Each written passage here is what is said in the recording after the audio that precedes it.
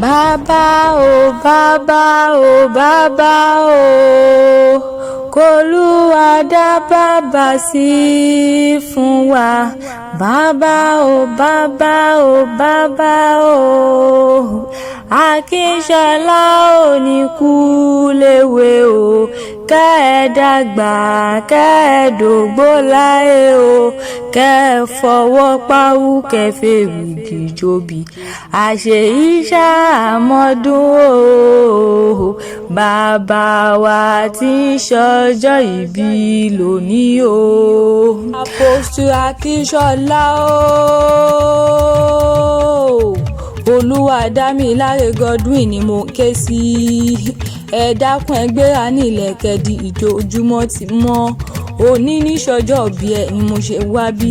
Mrs. Adébísí Dámilọ́lá ló ní kí n pè yín bí ológun ẹ̀rọ.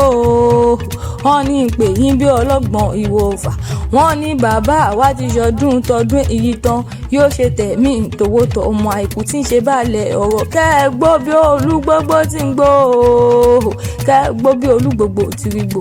Ẹ mọ̀ kú ọdún wo ni Apostle Akinsola ni mò ń ké sí ojàre ni mò ń ké sí ojàre. Happy birthday to you o. Bàbá dáadáa tí ń ṣọjọ́ òbí lónìí. Oluwadamilare àní ẹ ti bá wọn jẹ́wé gbégbé ayé ò ní gbé yín lọ. Ìwọ ti bá wọn jẹ́wé tẹ̀tẹ̀ ayé ò gbọ́dọ̀ tẹ̀ yín mọ́lẹ̀ ojàre. A kì í bínú kan kádà kan sómi, a kì í bínú yọ̀ kádà yọ̀ sí èpè, ayé ò ní bínú yín láéláé. Gbogbo ibi tó o bá dé láyé, òkè òkè lẹ́mú wù sí, òkè òkè lẹ́mú wù sí, òkè òkè lẹ́mú wù sí, òkè òkè lẹ́mọ̀ lọ lágbára Ọlọ́run ọba ẹ̀ níwàlẹ̀ láéláé.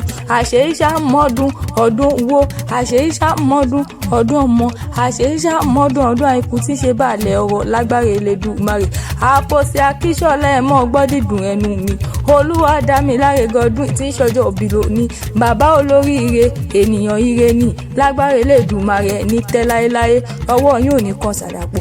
Gbogbo ibi tẹ́ bá dé ẹni níyìn ẹ̀ níwàlẹ̀ lágbára Elédùmarè. Mrs. Adébísí Dámilọ́lá wá ní mọ́rẹ́lẹ́ àwọn bàbá tó bí yín lọ́mọ gangan. Ó pẹ́ Àpòmù níṣẹ́ láwọn bàbá ẹ̀yìn. Ṣé kí n mọ̀ ọ́ lọ ṣòwòsí nǹkankan? Ẹ jẹ́ mọ̀ báyìí ilé bàbá tó bí yín lọ́mọ ẹ dákun. Akinsola wá mọ̀ gbórí kí àwọn bàbá rẹ̀. Apostle Akinsola o. Godwin wọ́n ní ìlú yín péré ṣùgbọ́n ọ̀kan bàtàbàtà ní í ṣe.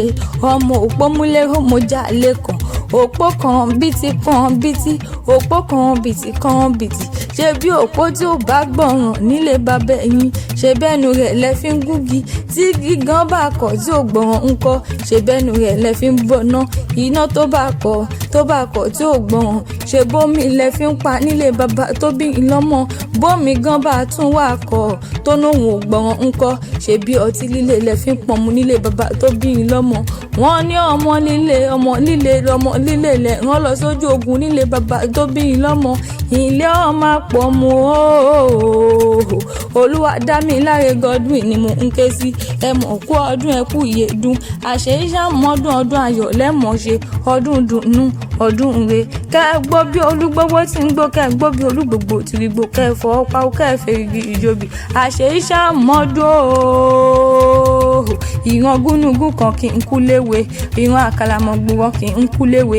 Ẹ ní kánjú kú, ẹ ní ìdààmú, gbogbo ohun tẹ́ bá dáwọ́lé pátápátá ni yóò mọ̀ yọrí síre.